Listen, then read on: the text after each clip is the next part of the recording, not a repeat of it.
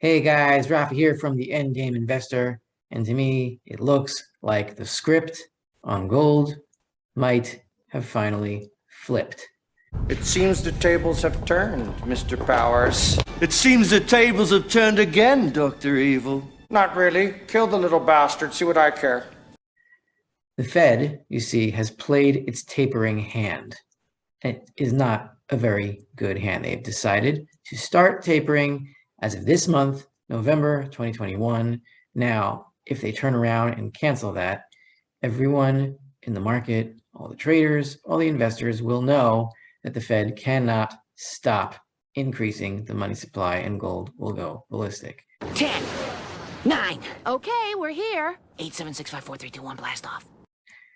However, if they keep on tapering, which I expect them to do at least for a while, and the price inflation numbers as measured by the CPI don't get demonstrably better, as in lower, then the market will also realize that the Fed is engaged in a chase of inflation, price inflation statistics, as they were under Volcker between 1978 and 1980.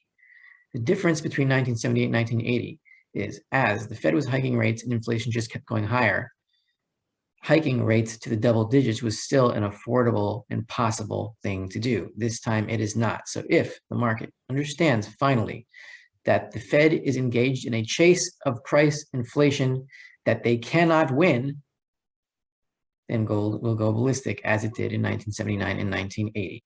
I'm going to show you here that by the evidence of the non-farm payrolls data from the beginning of 2021, the script has indeed flipped, it looks like. The previous script until this taper officially began, or the intention of it officially began, was that higher payroll numbers meant that the Fed would taper sooner and therefore gold would go down. And lower than expected payroll numbers meant that the Fed would taper later, which made gold go up. That changed this month, and I will show you exactly when, the hour and the minute.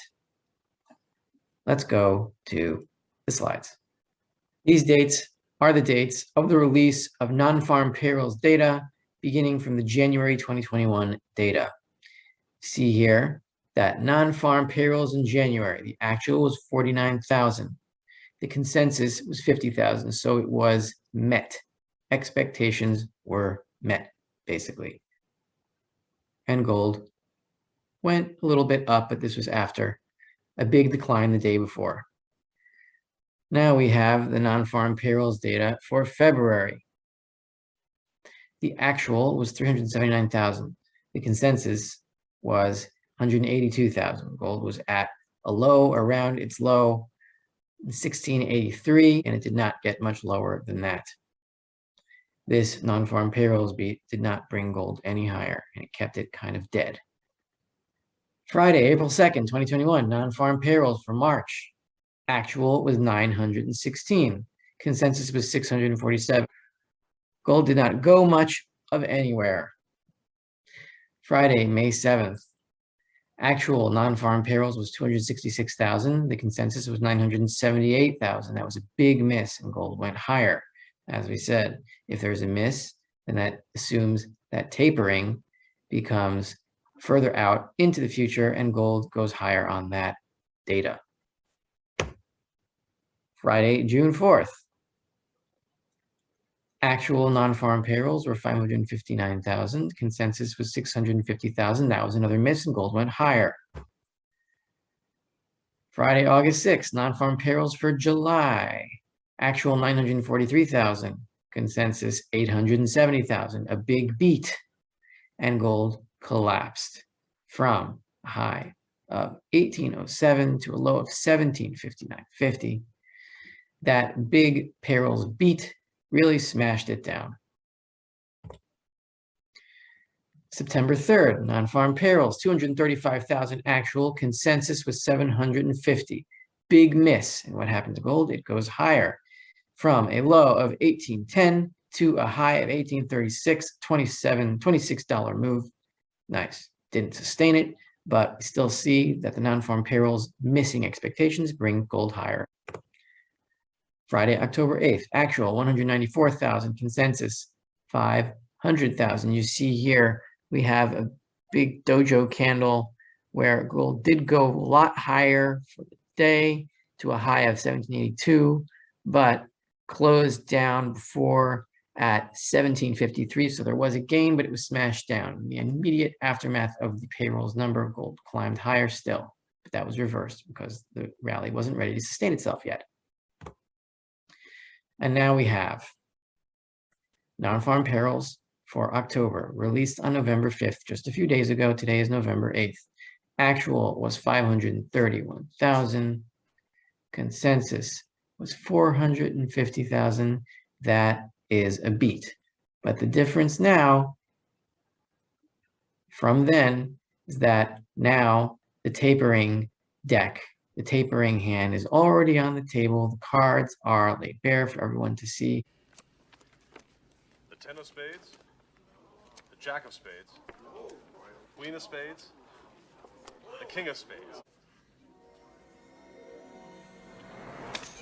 Now we had the first minute after the payrolls release at 8:30, we had a fall in the price of gold, and the next minute at 8:31, a fall in the price of gold, and then suddenly a reversal back up. And gold performed very well on this day, surprisingly to many traders, even though we had a non-farm payrolls beat. Finally, this is what an inflation chase looks like, looking from 1976-77 to 1980.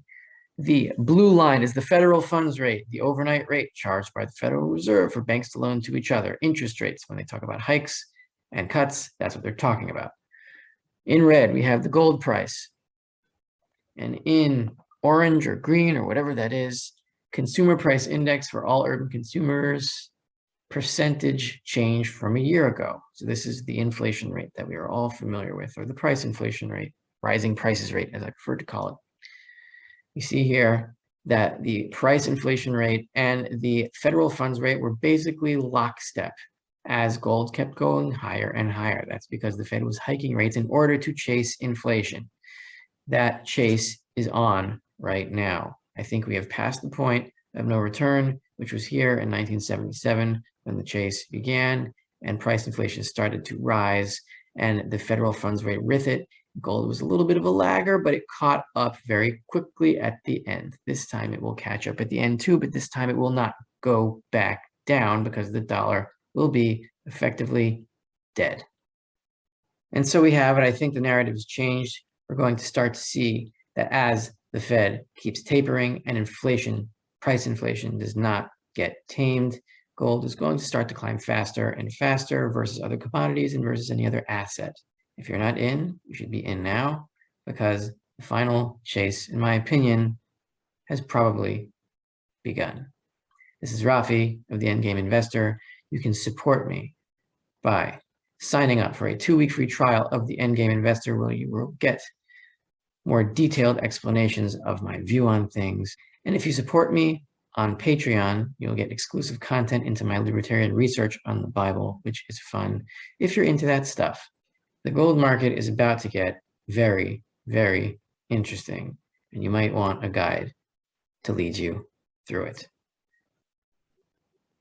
See you soon.